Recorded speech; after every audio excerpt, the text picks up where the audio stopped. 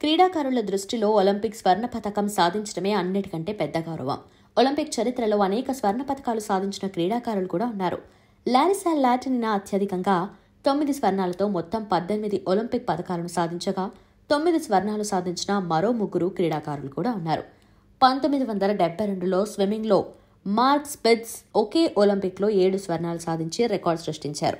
భారత్ తరఫున ఇంతవరకు వ్యక్తిగత పోటీలలో ఎవరూ స్వర్ణం సాధించలేదు, కానీ మిల్కా సింగ్, పీటీ ఉషలు త్రుటిలో పతకాలు సాధించే అవకాశాలు పోగొట్టుకున్నారు.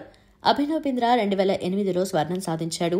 ఒకే ఒలింపిక్స్లో 1 కాదు 2 కాదు ఏకంగా 7 స్వర్ణాలు సాధించి కొత్త రికార్డు సృష్టించారు మార్క్ స్పిట్జ్. 1972లో మ్యూనిచ్లో జరిగిన ఒలింపిక్ క్రీడల్లో స్పిట్జ్ బంగారు పంట పండించారు. వండర్ స్విమ్మర్గా పేరుగాంచిన స్పిట్జ్ ఈత కొలనులో చేపపిల్లలా దూసుకుపోయి 8 రోజుల వ్యవధిలో 7 స్వర్ణాలు సాధించాడు. తొలి పోటీలోనే 200 మీటర్ల బటర్ఫ్లైలో కొత్త ప్రపంచ రికార్డును తిరగరాశాడు. తన క్రీడా జీవితంలో మొత్తం 9 స్వర్ణాలు సాధించాడు. ఒకే ఒలింపిక్ పోటీలో అత్యధిక స్వర్ణాలు సాధించిన రికార్డు ఇప్పటికీ మార్క్ స్పిట్జ్ పేరిటే ఉంది. యుక్రెయిన్కు చెందిన బుబ్కా పోలో వాల్ట్ క్రీడలో లెక్కకు మిక్కిలి ప్రపంచ రికార్డులు సృష్టించారు. పోలో వాల్ట్లో మకుటం లేని మహారాజుగా అవతరించాడు. కానీ ఒలింపిక్ గేమ్స్లో మాత్రం ఇతను సాధించింది ఒకే ఒక్క స్వర్ణం. ప్రతిసారి ఏదో ఒక కారణం వల్ల అవకాశం చేజార్చుకున్నాడు.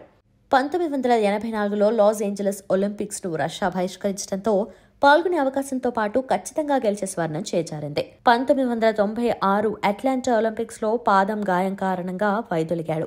చివరిసారిగా 2000 సంవత్సరం సిడ్నీ ఒలింపిక్స్ లో అర్హత సాధించలేకపోయాడు.